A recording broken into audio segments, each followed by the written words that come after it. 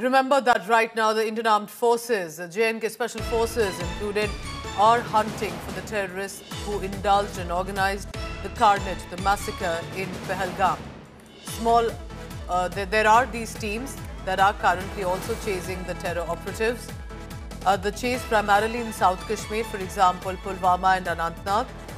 There are the house of suspected terrorists with clear information, tip-off and lead that are being screened as much. So there are search and cordon operations.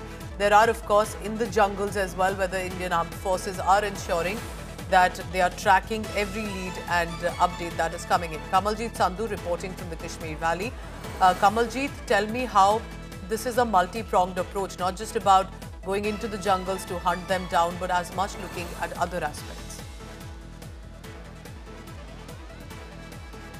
Well, it's been over a week since the April 22nd carnage, and thereafter what we've seen is anti-Fidayeen squads being formed. The Indian Army has also formed specialized teams. They've been going into the forested area, the jungle area, especially in South Kashmir, locations like Anantnag, Pulwama, Shopian, Kulgam.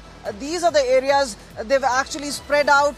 And there are also Jammu Kashmir Police as well as the CRPF. They're working in tandem. And specifics is because at least 3 to 4 times the security forces have been able to engage with terrorists. But remember, they still managed to flee. So this is an uphill task as far as security forces are concerned because the area is very vast. There are natural cave-like cavities where these terrorists do hide. Meanwhile, security forces have to ensure a huge cordon and search operations are laid out. So in the past few days, we've seen hideouts being busted. There's a list of 14 terrorists, each one of them screened properly. Out of the 140 operatives, which are actually based in Jammu and Kashmir, around 70 of them are based in Kashmir. 14 of them are supposedly the local ones who are aiding and abetting these particular terrorists who've come from across the border.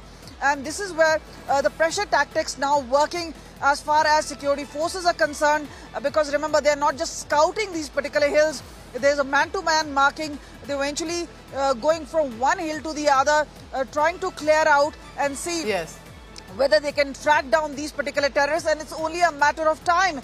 But meanwhile, both sides of Pir Panjal seem to be on a high alert, and this high alert is not just limited to the hinterland. It's very much on the borders, the IB as well as the line of control, where what we've seen is small fire exchange has also taken place. That's where the tensions are escalating. Kamaljeet, correct. From Naushera, Sundarbani and other areas as well. Meanwhile, hunt is on for the terrorists in and around not just the Kashmir Valley, but all of Jammu Kashmir.